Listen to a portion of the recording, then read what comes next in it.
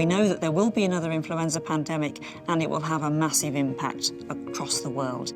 Any respiratory, highly contagious infectious disease is a threat for all of us in all walks of life. And it's something we need to think about, and hopefully that we've learned about from this pandemic, and that we need to do everything in our capabilities to prevent something like this happening again.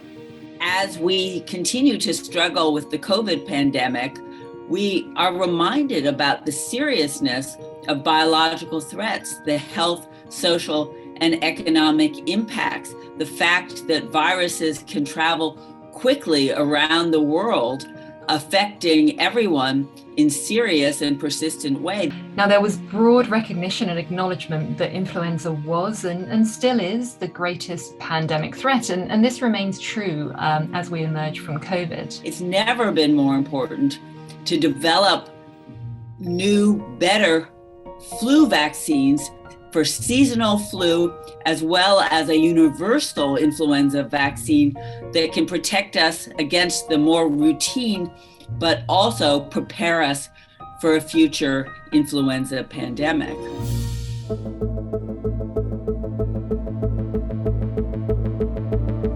When it comes to flu vaccine research, the promised land has been a universal flu vaccine, as we call it.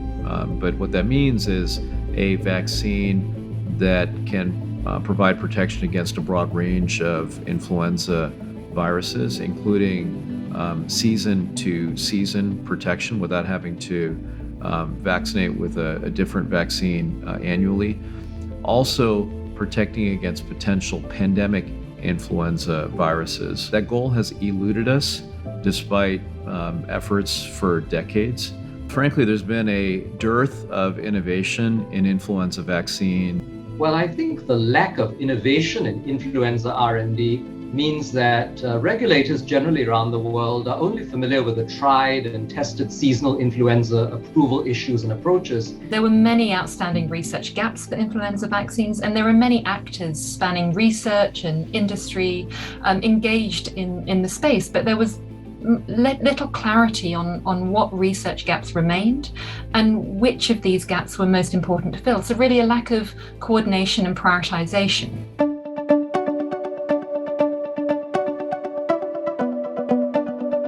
The Influenza Vaccines R&D Roadmap Initiative is a collaborative effort involving more than 100 stakeholders in 29 countries. Launched in September 2021, the roadmap aims to bring unity and focus to the quest for better flu vaccines by identifying key areas for future influenza R&D and plotting their advancement, milestone by milestone, towards strategic goals. It was designed as a living document that will be updated continually over the next 10 years. The roadmap was developed by a steering group comprised of representatives from CIDRAP, the Wellcome Trust, the World Health Organization, the Sabin Vaccine Institute, the Bill and Melinda Gates Foundation, the Taskforce For Global Health, and the Global Flu Funders Consortium.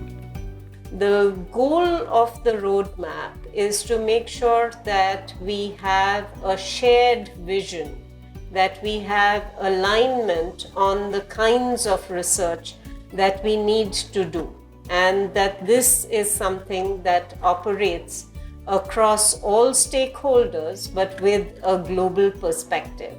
It covers everything from the basic science to the assays to clinical development, and gives anybody working in flu vaccine development an inventory of just all of the work that could be supportive of the overall effort.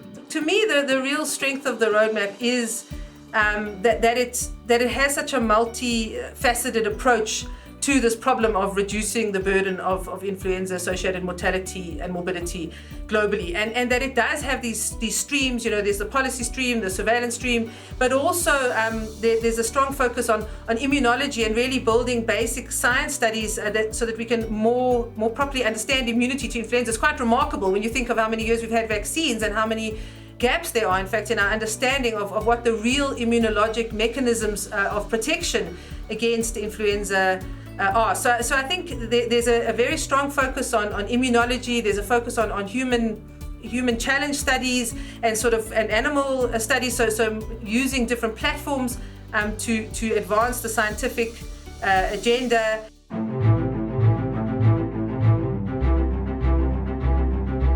Our hope is that this research agenda will improve coordination of research funding and bring together the key actors so that we have the best chance of developing new and improved vaccines to tackle influenza. And we absolutely recognise that there are a number of forces that influence vaccine development, and funding alone is often not sufficient. Political will, coordination, partnerships are all key, and the roadmap aligns with these efforts. It allows us to take our priorities that then therefore we can identify and say, this is what we need resources for now. Where do they come from? How do they come there? How do we bring together private and public resources? How does the philanthropic world play a role in this? And what does that mean? So if you look at the roadmap in total and the prioritized activities, you can imagine different funders agreeing to take on different parts of the enterprise so that they're not duplicating activities or investments, in fact, are working in a complementary way to get more out of all the investments that we're making.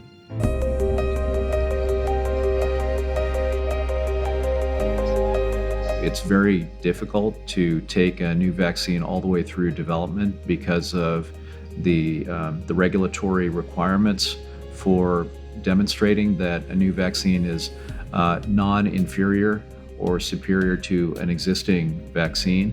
Right now, the regulatory agencies don't have a pathway to actually license a universal influenza virus vaccine because they didn't have to, right? So that pathway needs to be developed. And the company needs to be willing to make that investment and to move that forward. And just to be clear about that, that's a very, very big risk. If you can de-risk your vaccine development by showing that you have an impact on a biomarker that correlates with actual protection in the real world, that is a great way to reduce the risk, the time, the investment necessary to advance vaccine development. So that's an area where biotech and industry partners can really benefit from the roadmap and the R&D that results from it. But a key aspect must be to engage the regulators early in the R&D process so that their inputs and perspectives are understood and addressed. International regulators, both in developed as well as low and middle income countries, have become more open to the innovative and agile regulatory approaches that have been applied in the use of rolling submissions and real-world evidence and data to expedite the approval of the COVID-19 vaccines. And so the extraordinary experience of vaccines development during the COVID-19 pandemic, and also the significant increased openness of regulators, presents a major opportunity to engage them in discussions on regulatory requirements and guidance for influenza vaccines R&D.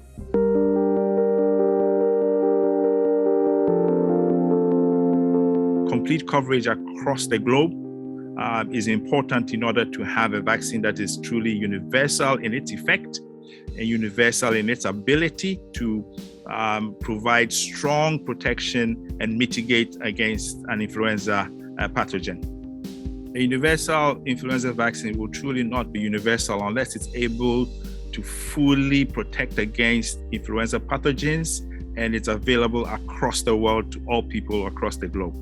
To me, this disconnect really between the people who are dying of influenza and the access to vaccination, is really the main public health challenge that faces us today. And I think that the biggest challenge is really the huge disparity that we see globally when we look at the burden of influenza-associated disease, where we know the highest mortality burden of influenza is in fact experienced in Africa and parts of Southeast Asia. And so I think for all of these reasons, we really need a strategy that looks at developing products to prevent influenza vaccine that are really targeted at the needs of the vast areas of the world that are not currently vaccinating against seasonal influenza.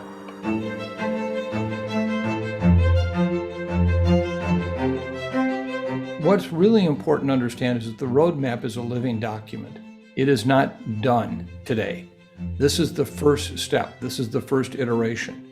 And what we have to understand is to accomplish the very lofty, but I believe doable goals of this roadmap is to mean that it'll constantly need to be updated as we learn more, as we understand challenges that might not have been obvious before, or as we understand victories in terms of understanding, for example, the immunology of influenza infection in humans and what can be done. Ultimately, though, the roadmap belongs to the community, the scientific community, industry, academia, and others, biotech, that are involved in flu vaccine development. And so hopefully this will be collectively owned once it's launched. The true measure of roadmap success is not necessarily how many milestones have been achieved, whether the roadmap has received significant acceptance and engagement by the relative audiences, such as the researchers, industry, decision makers. This is the real measure of success. We really don't want the roadmap to be a document that sits on a virtual shelf.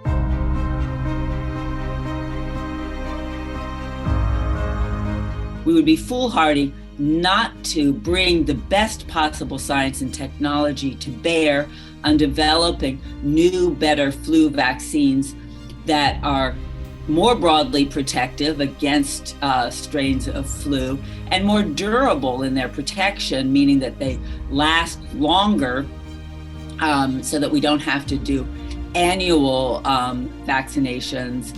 I'm hopeful that governments will now be able to engage in better policy and make use of these innovations to be able to protect the global economy against future outbreaks. I think it's absolutely timely, and this is why I'm enthusiastic about it. It's at the right time for people to recognize this is an important problem. We cannot keep on doing the same as we've been doing for the past 30, 40 years. We need to do better. The public deserves better.